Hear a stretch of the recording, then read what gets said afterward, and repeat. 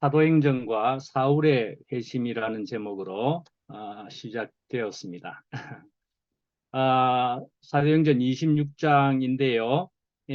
그 중에서 몇 절을 읽겠습니다. 13절에 왕이여 정오가 되어 길에서 보니 하늘로부터 해보다 더 밝은 빛이 나와 내 동행들을 둘러 비추는지라. 14 우리가 다 땅에 엎드러짐에 내가 소리를 들으니 히브리 말로 이르되 사울아 사울아 네가 어찌하여 나를 박해하느냐 가시채를 뒷발질하기가 네게 고생이니라. 15 내가 대답하되 주님 누구시니까 주께서 이르시되 나는 네가 박해하는 예수라. 16 일어나 너의 발로 서라. 내가 네게 나타난 것은 곧 네가 나를 본 일과 장차 내가 네게 나타날 일에 너로 종과 증인을 삼으려 함이니. 29 바울이 이르되 말이 적으나 많으나 당신뿐만 아니라 오늘 내 말을 듣는 모든 사람도 다 이렇게 결박된 것 외에는 나와 같이 되기를 하나님께 원하나이다 하니라. 예.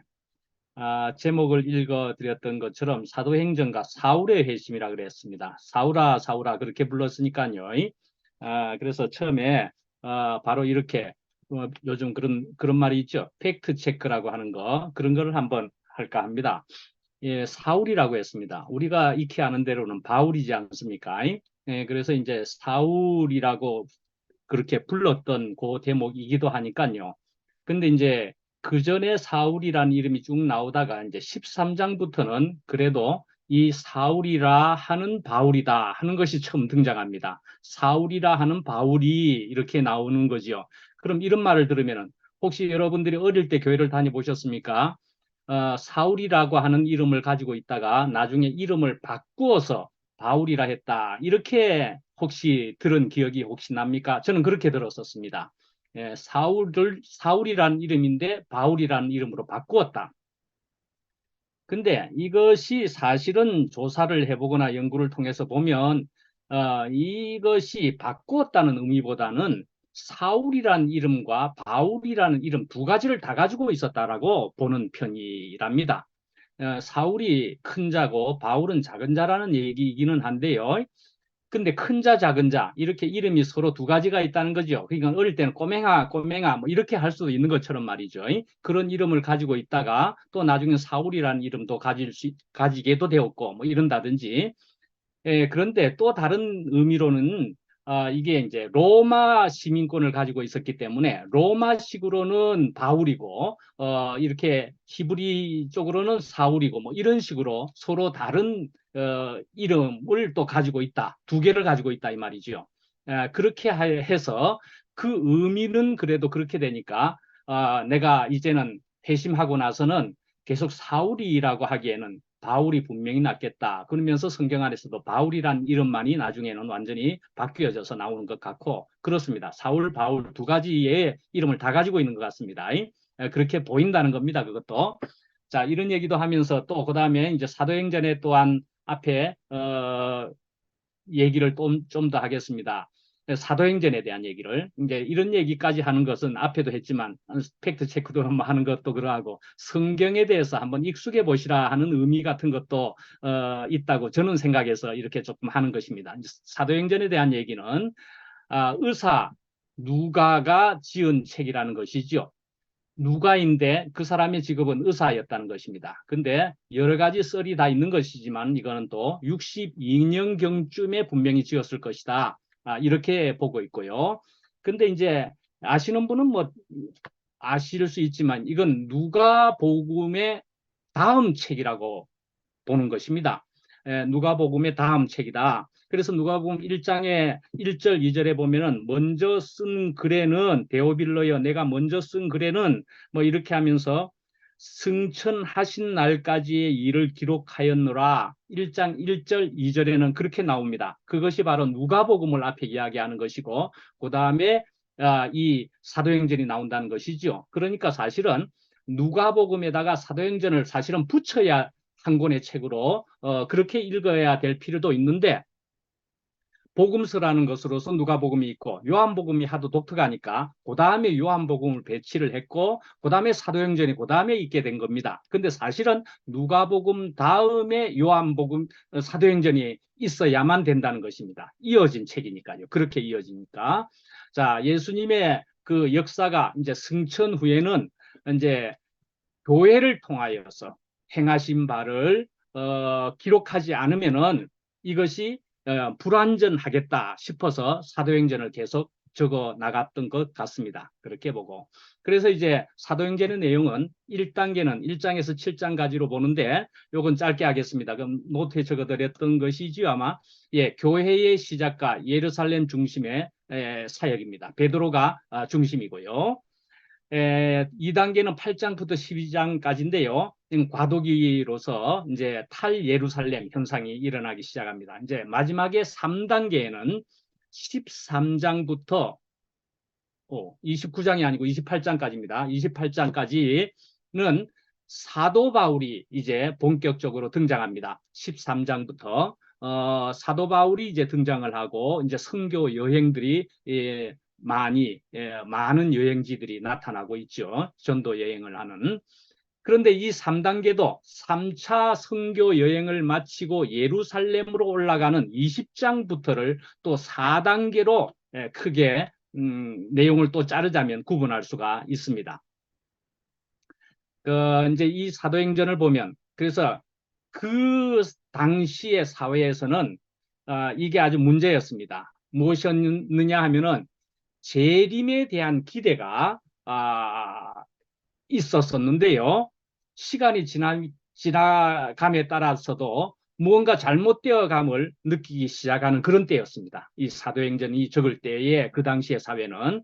그러니까 이 마가복음 9장 1절에 보면은요. 예를 들어서 내가 진실로 너희에게 이르노니 여기 섰는 사람 중에 죽기 전에 하나님 나라가 권능으로 임하는 것을 볼 자들도 있느니라고 했습니다. 죽기 전에 그 사람들이 하나님 나라를 볼 것이다 말씀이죠. 예, 이런 끝날이나 종말이 이 사도행전을 적는 그런 때에 오지 않는 겁니다. 예, 그러니까 야 이거 큰일 났다. 교회가 이제 위기 의식을 느끼게도 되었고요. 뭐 진리가 잘못된 거 아니냐, 막 이렇게도 생각한다든지요. 그래서 여기에 대한 답변을 한다는 것으로서 이 누가복음과 이 사도행전들이 기록되었다. 그렇게도 볼 수가 있습니다. 예. 이 누가에 의해서 이 그리스도의 그 생명이 예수님이 죽은 후에도 교회의 사역에 의해서 특히는 성령의 역사에 의해서 계속 지속됩니다. 그리고 이제 세상의 역사를 인정하고 그 역사를 통해서 하나님의 섭리된 계획은 성취되어 간다는 구속사라는 개념이 여기에 있습니다. 또 다른 기독교인들에게는요, 종말론의 위기를 대처하도록 하였던 것이기도 합니다. 그래서 사도행전에서는 마지막 날이라는 이것을 보다 긴 날들의 시작이라고 보며 역사 속에서 교회의 시작으로 이해가 되었던 것입니다. 그래서 이 종말, 끝날에 관해서 말하기를 때와 기한은 너희의 알 바가 아니요 오직 성령이 임하시면 땅끝까지 내 증인이 되라고 말하고 그 후에야 이제 이럴 것으로 보고 그때까지를 그러니까 교회의 역사 시기로 보았다는 것입니다. 근데 이제 바울 얘기를 하면 바울도 초대교회 속에서 재림을 기대하면서 살았습니다. 그러나 바울에게 있어서는 이 새로운 시대라는 것은 이미 하나님께서 그리스도 안에서 구원 행위를 나타내심으로써 시작되었다고 보는 것입니다. 그리고 그런 마지막 때의 그런 때의 완성이 이미 일어났기 때문에 이 바울은 오는 세대에 대해서는 말하지 않았습니다. 또 바울에게 있어서는 이미라는 것과 또 미래라든지 그 아직이라는 것은 양적으로 생각되지 않았습니다. 그런데 누가는 이것을 양적으로 이해했다고도 볼 수가 있습니다. 또 부활과 예수님이 다시 오시는 재림 간의 그 시간은 단지 그리스도의 생명에 참여하는 시간인 것이다라고 바울은 이해를 했다고 볼 수 있습니다. 그래서 하여튼 성경이 이런 견해들을 모두 쓴 것은, 쓰여 있는 것은 그리스도의 생명에 참여하는 사람들이, 그런 그리스도의 생명에 참여하는 사람들이 역사 속에 사는 것이다 말씀이죠. 하여간에 그 끝날, 또 그날과 그 시는 우리는 모른다는 것입니다. 피조물이라서도 그렇고 하나님의 권한이라서도 그렇지 않습니까? 이렇게 사도행전에서 말하는 교회의 모습이기는 하지만은, 그러나 그것은 분명히 하나님의 나라 속에 우리는 그의 백성으로 사는 것입니다. 이 사도행전을 한편으로는 다른 말로 성령행전이라고도 이야기를 합니다. 성령행전이라고. 왜요? 성령이 굉장히 많이 나오니까요.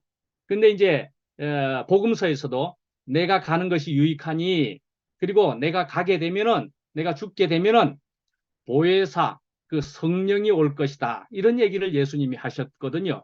그런 것이 아직까지도 생생한 때였다는 것입니다. 그래서 이런 성령에 대해서 이 사도행전은 성령을 많이 얘기하고 있습니다.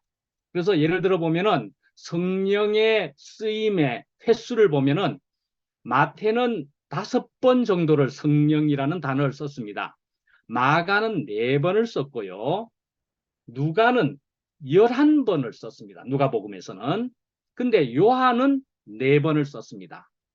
그런데 또 이 누가복음에는 11번 쓰고 사도행전에 와서는 41번을 썼다는 것입니다. 41번을, 성령이라는 단어를. 예. 이 누가의 견해인 거지요. 누가의 생각인 거죠. 하여튼 예수님이 이 사도행전을 통해서 여기에서 성령이 활동하신다는 것을 이야기하고 그 성령을 강조를 했다, 그렇게 볼 수가 있습니다. 자, 오늘 이제 그래도 사도행전을 이야기를 좀 해드렸지만 바울의 회심을 그래도 같이 이야기하려고 하는 것입니다. 저의 얘기를 하자면, 제가 이제 어둠 속에서, 아니 뭐 더 거슬러 올라가서, 제가 뭐 중학교, 고등학교 시절쯤 되면은 그때쯤에도 저는 이제 죄에 대해서 생각을 하면서, 제가 이제 아파하면서 이것을 해결할 길은 성경을 봐야만 되겠다 생각을 했더랬습니다. 아니면은 신학 공부를 하면은 근본적인 해결을 할 수 있을까? 그렇게 생각을 해서 공부를 하게도 된 것이지요. 그런데 이제 그렇게 해가지고 이제 미국까지 가게 되었습니다. 이제 말씀을 드렸으니까 아시는 대로. 그래서 거기에서 큰 벽을 만났고 산을 만났고, 그러면서 그만 제가 자포자기하게 되었다 그랬습니다. 정말 포기를 완전히, 아주 인생을 포기하고 싶은 뭐 이런 절망을 가지게 되었지요. 도저히 살 수가 없겠다 생각하는 지경이 되었을 때, 그래도 한번 말씀을 들어볼까나 그러면서 말씀을 듣게 되었고, 뭐 우리 교회의 말씀들을 주로 듣게 되었죠. 간증들까지 들으면서 물론 큰 은혜가 어느 순간부터는 밀려오면서, 그래서 이제 빛이, 그 서광이 이제 생기기 시작한 거죠. 마치 그 이제 물속에서 노끈을 잡는다, 뭐 구명정을 잡는다가 아니라 뭐 지푸라기라도 잡는 그런 심정으로 이제 그렇게 잡는 것 같이 되니까 이제 안도와 평안이 시작되는 것입니다. 그러니까 너무나 어, 이전과는 다른 그 대비되는 그런 감정이 시작되니까 눈물은 물론이고 이제 안식과 기쁨이 생기더란 말이죠. 근데 이런 것을 만약에 길게 적을 수 없다면은, 예를 들어 이런 성경에서 적는 것처럼 한다면은 말이죠. 그러면은 바울의 회심과도 같이 이런 정도의 양이 되지 않을까 한번 생각해 볼 수도 있겠습니다. 예, 그렇게까지 길게 적을 수는 없지 않겠습니까? 이 사도행전의 이런 회심의 얘기인 것처럼 말이죠. 참, 그러나 이제 이렇게 된 것은 갑자기 이상적으로 그리는 어떤 것은 아닐 것입니다. 예. 어릴 때 그리던 그런 예수의 모습, 그런 수준은 분명히 아니었을 것입니다. 신적인 수준도 아니고 이상적인 그런 완전한 상태도 아닐 것입니다. 그렇지만 너무나도 극명한 직전과는 비교가 되는 그런 상태인 것은 분명했을 것입니다. 그러니까 이 지긋지긋하고 괴로운 그런 직전의 시간으로는 돌아가지 못할 밖에요. 그래서 이제 이 길을 갈 수밖에 없게 된 것이지 않겠습니까? 누구로 통하여서 그렇습니까? 예수로 통하여서지요. 하나님으로 통하여서지요. 무엇을 알았습니까? 내가 피조물이라는 것을 결국 알았다는 것이죠. 예. 저는 이제 그전에도 성경을 읽은 사람이었지 않겠습니까? 그러나 성경을 읽어도 결국은 내가 복음을 읽었다고 말할 수도 있겠지요. 누가 복음도 아니고 말이죠. 내가 어찌 될 거나 어찌 될 거나 내가 복음을 읽었다. 그렇게 생각도 할 수가 있겠고요. 내 목적과 소원을 가지고 읽었을 거라고 생각을 해보게 됩니다. 예. 그러니까 이제는 그것을 가지고자 하다가 이제 하나님 예수님을 이제는 주님을 또 놓치면은 이제 남은 인생은 또 황이다. 이렇게 되는 것이지 않겠습니까? 그래서 내 모습 이대로 있는 곳에 처한 곳에 붙어 있게만 된다면 하는 마음이 저에게는 있을 수밖에 없게 된 것입니다. 그래서 한기퉁에 쓰여지는 것이라면 저는 충분히 감사가 되는 어찌 이런 사람이 되었나 저도 놀랄 지경입니다. 예. 자, 이제 이런 바울의 회심의 성격을 한번 이렇게 한번 더 보자는 것입니다. 예. 거기에 이제 적어드린 것인데요. 뭐, 매누의 견해다. 뭐, 이런, 저는 사실은 이 사람, 모르는 사람입니다. 그런데 이런 것을 조금 찾게 돼서 한번 참고로 적어드렸습니다. 그런데, 거기에 보면은, 십자가의 죽임을 당한 한 인간을 메시아로 보았기 때문이라고, 생각한다는 것이죠. 이 회심에 있어서 바울이 이 분노가 난 것은 또 특히나 그다음 두 번째는 이 기독교의 복음이 그 유대인을 격분케 한 것은 화가 나게 한 것은 예수의 메시아성보다는 율법의 구원에 대한 역할을 무시하고 구원을 예수의 업적으로 돌렸기 때문으로 보았다는 것입니다. 그래서 바울에게는 회심 전이나 후를 막론하고 구원의 길이 율법이냐 그리스도냐 하는 철저한 양자택일로 볼 수가 있게 되었다는 것입니다. 이제 세 번째로는 이렇게 화가 나고 그래서 회심하게 된 것은 이 사울이 바리새인이었을 때의 그런 열정이다 하는 말로 그렇게 함축해서 볼 수가 있다는 것입니다. 열심이었다. 그래서 바울은 유대교적인 정직한 그런 아주 열정으로 인해서 그리스도 교회를 박해하였다 할 수 있습니다. 그래서 이런 열정은 시기와 결합이 되었고 그 열정은 정욕과 명예욕을 수반하였다고 할 수가 있다는 것입니다. 이런 정도의 견해를 한번 참고로 정리해 드려봤습니다. 자, 이제 바울의 회심을 다시 한번 또 생각을 해보면은요. 이런 바울의 회심과도 같은 것을 가까운 사람에게서 우리가 볼 수 있는 것은 저뿐만도 아니고 앞에 우리 지금 이 시간에 있는 영식 형님에게도 이런 모습을 이런 말들을 우리는 들을 수 있었습니다. 굉장히 여러 번 반복하는 것을 아마 들어봤을 테고 주중에도 이번 주중에도 또 하는 것을 저도 듣게 되었습니다. 예. 하여간 그 영식이 형님은 당신은 어둠이요. 그러니까 그 영식이 형님은 그 당시 어둠이라는 자각이 있었기 때문에 그 한마디 말에도 빛이 되었다는 것이지 않습니까? 그러나 그런 묘한 그런 타이밍들을 생각하면은 그것은 하나님이 하신 일이라고밖에 우리가 볼 수 없을 겁니다. 예. 자, 오늘 우리 지금 바울의 회심은요, 사실은 다메섹 도상의 사울, 이제 바울, 그래서 그렇게 회심한 것은 우리가 들어서 잘 아는 거지만은 성경에 몇 번 나오는 것 같습니까? 이 사도행전에 몇 번 나오는 것으로 압니까? 세 번이나 나옵니다. 사도행전에 이 회심의 얘기가 세 번이나 나옵니다. 그냥 그런 일이 있었다 하고 간략하게 얘기하는 것도 아니고 세 번이나 거의 모든 그 회심의 얘기를 적고 있다 말씀이죠.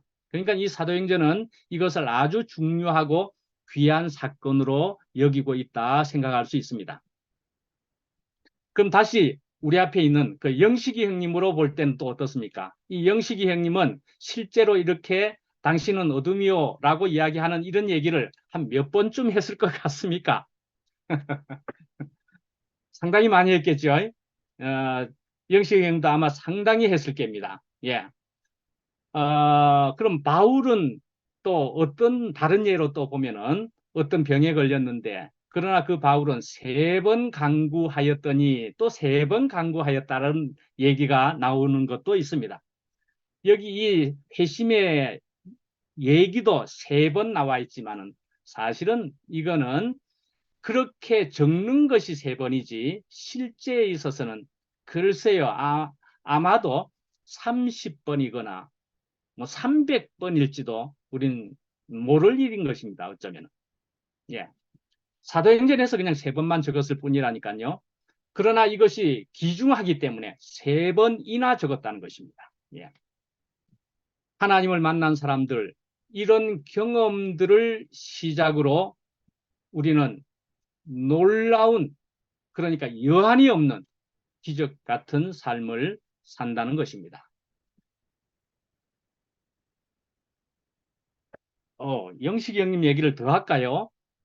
그렇게 되면은 이 영식이 형님 얘기만 하면은 영식이 형님만이 아니고 여기 계신 분 누구라도 순택이 형님부터 해서 누구 뭐 임화정, 강순옥 뭐 누구라도 전부 다 귀한 지체인 것이 분명한데 말이죠. 다 하나님의 쓰임으로서 귀한 분인데 자 오늘은 영식이 형님이 더 쓰이고 있다는 것을 한번 말해 드립니다. 예.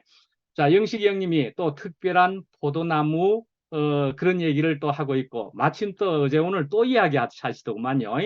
자, 농장주 얘기를 전에도 한번 드렸습니다. 오늘 한번 더 하지요, 뭐. 자, 그런데 그 농장주가 이야기한 것을 기억나십니까?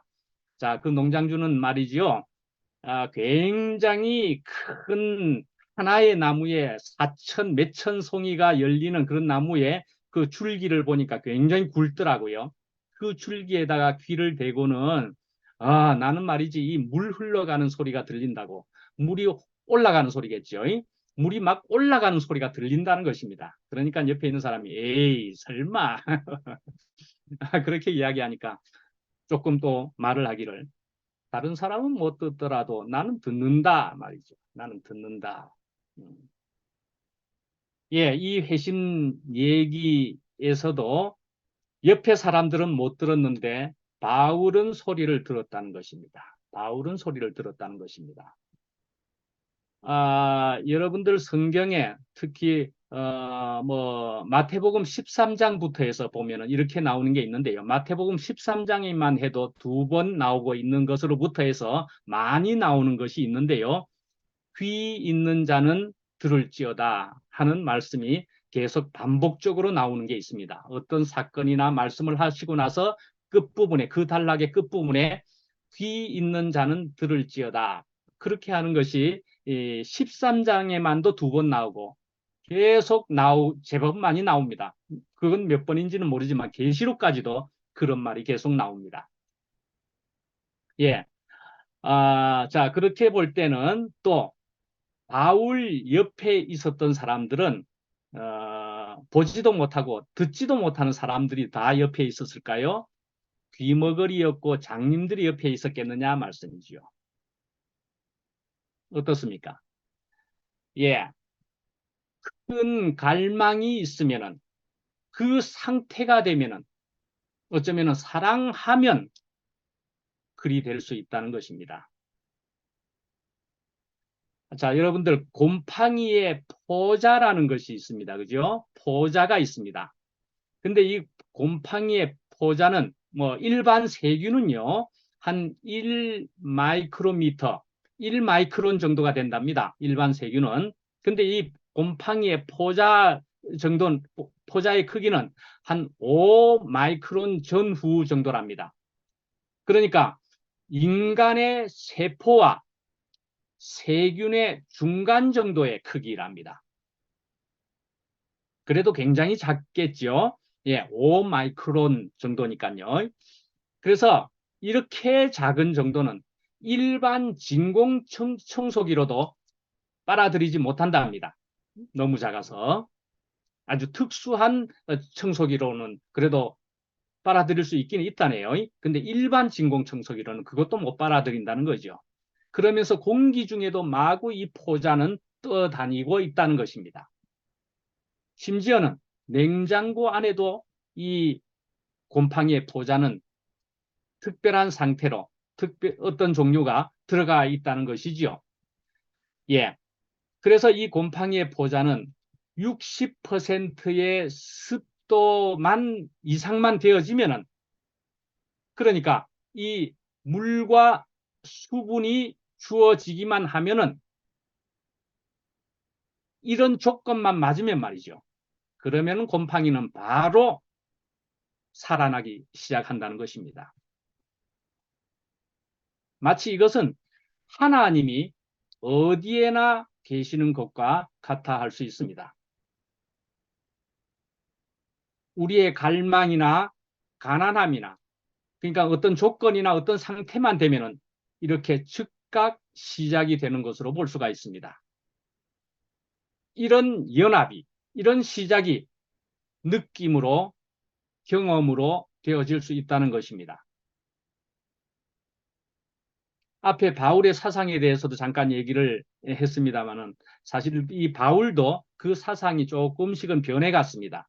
제일 먼저 지은 것으로 보이는 책의 갈라디아에서부터 제일 마지막에 지은 디모데 후서라는 책까지로 볼 때는 근본이 변한 것은 아니지만 또 우리에게 복이 안 될 것으로 변한 것은 아니지만 조금씩은 변해갔다 말할 수도 있습니다.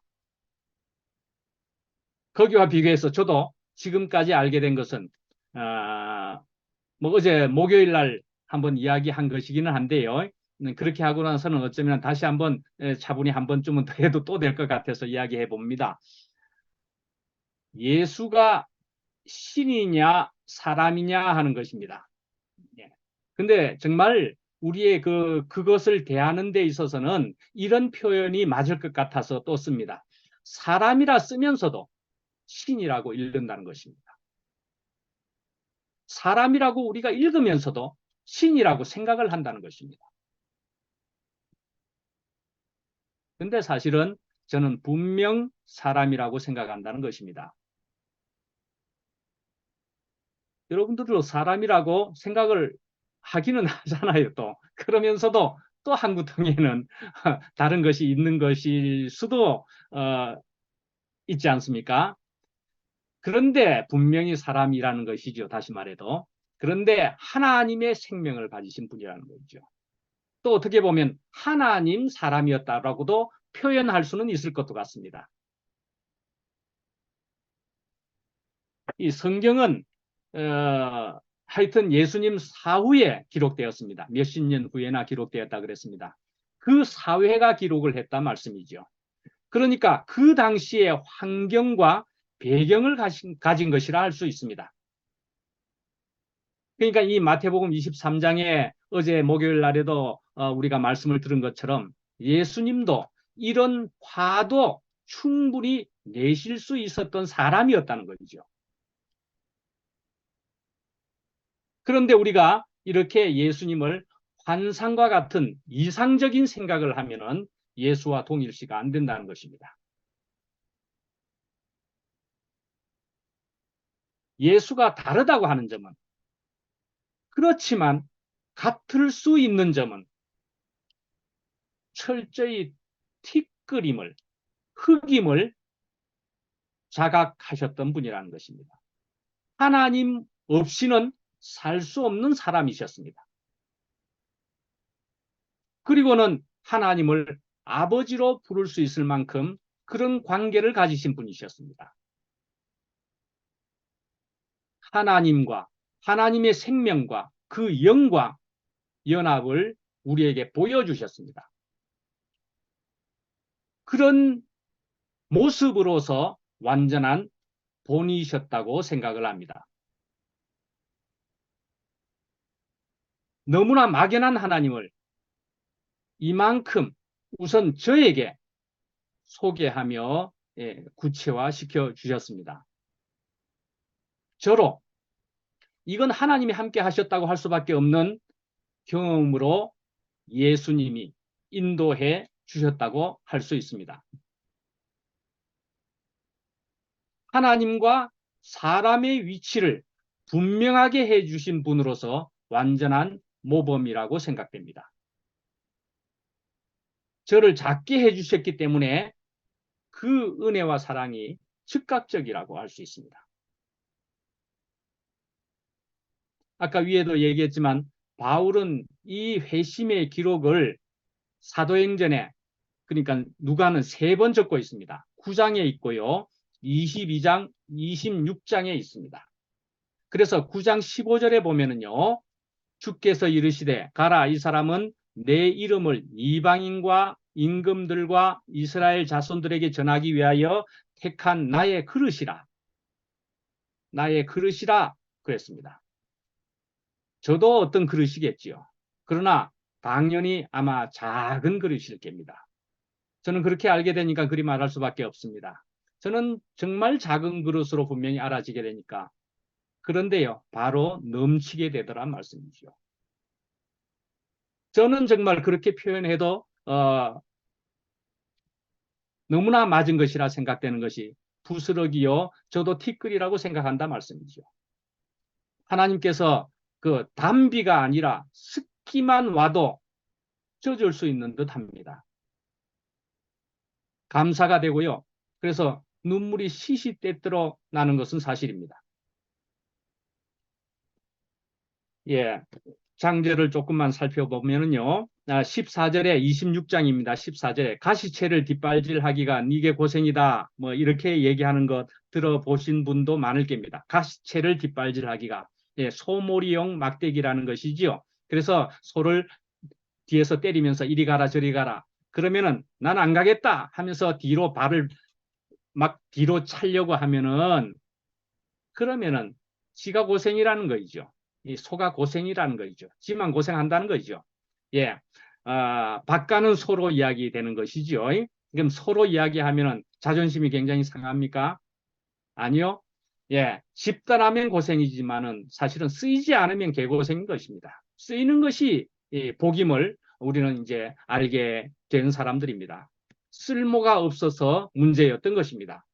예, 16절에 보면은 네가 나를 본 일과 네가 내게 나타날 일에 대해서 종과 증인을 삼으려 함이니, 그러니까는 지금 본 것과 또 나중에 또 너에게 나타날 일에 있어서 지금 보지만은 또 계속 나타날 것이라는 얘기를 한다는 것입니다. 16절에.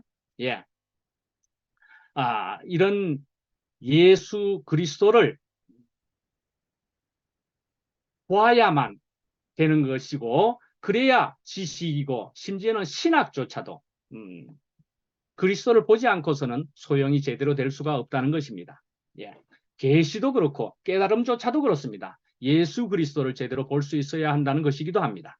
22절에 보면은 하나님의 도우심을 받아, 하나님의 도우심이라는 것은 헬라어 쪽으로 보면은 그 어근이, 그래서 이것은 연합을 이야기한다고 볼 수가 있습니다. 결국은 하나님과의 연합의 얘기를 하고 있는 것이고요. 23절에 그리스도가 고난을 받으실 것과, 그리스도는 고난을 반드시 받을 것이라는 것을 여기뿐만이 아니라 얘기를 하고 있는 것입니다. 물론 십자가 고난까지 있겠고요. 예, 그 다음에 이제 29절에 보면은 내가 이렇게 결박된 것 외에는 나와 같이 되기를 하나님께 원하나이다. 이 아그리빠 왕 앞에서 이야기하는 것입니다. 예, 주와 같이 되기를 내가 아주 원한다 하는 그런 노래가 있습니다. 아주 좋아하는 찬송인데, 예, 주와 같이 되기를. 예, 이 말씀으로 보자면은 바울 같이 되기를.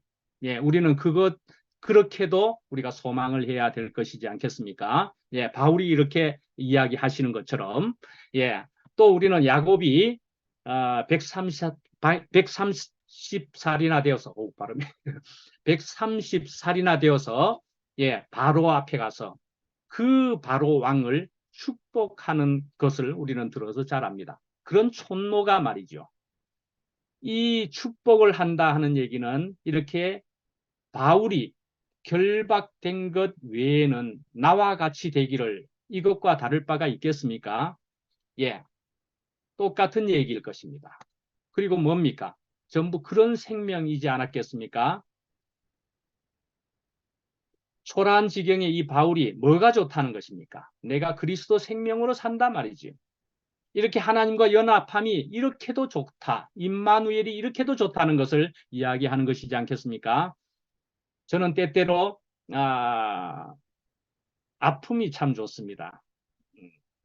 심지어는 아픔을 즐긴다고까지 저는 이야기하기도 합니다. 예. 이런 아픔이 없으면 저는 회귀 본능이 살아나는 것 같더라고요. 예. 이런 아픔이 없으면 어느새 세상과 육신의 생활에 있음을 보게 되는 때가 있었습니다. 예. 그래서 과거로 회귀해 버릴 것 같아 말이죠. 예.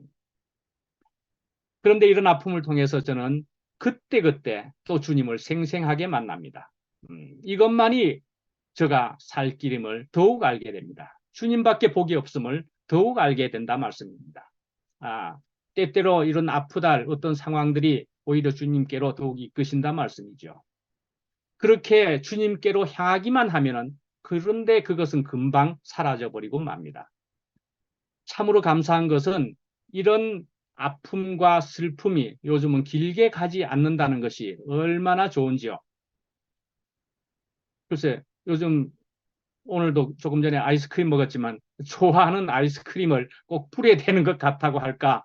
그런 생각도 얼핏 들더라고요. 아이스크림을 불에 대면 금방 녹아 흘러 내려버리고 맙니다. 매일매일 오시는 하나님이 너무 좋습니다. 그때그때 다가오십니다. 매일 빛으로, 말씀으로, 십자가로, 또 끝남으로 다가오시면 정말 살만합니다. 이제는 경험 안에서 맛을 보았다는 것입니다. 다른 그 어느 것도 저에게 안식과 평안을 줄 수 있는 게 없음을 저는 이제는 알게 되었습니다. 그렇게 매일 은혜를 부어주십니다. 주님께 감사를 드립니다. 마치겠습니다.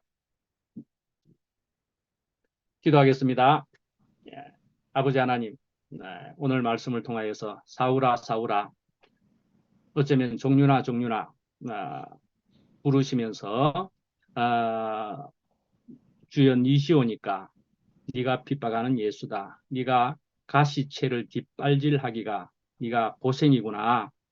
저는 그렇게 저를 이끌어 주시려 하는 가시체를 그렇게 거부하고 살았다가 어느 때에 주님께서 찾아와 주시고 저를 만나 주셨음을 너무나 감사합니다. 저희들 모두가 이런 경험을 가지고서 이렇게 한자리에서 서로 또한 주님을 나누면서 이렇게 기쁨을 누리며 살아갈 수 있게 하여 주심을 감사합니다. 저희들로 더욱 주님밖에 복이 없는 자로 발견하게 하여 주시옵소서. 예수님 이름으로 기도합니다. 아멘.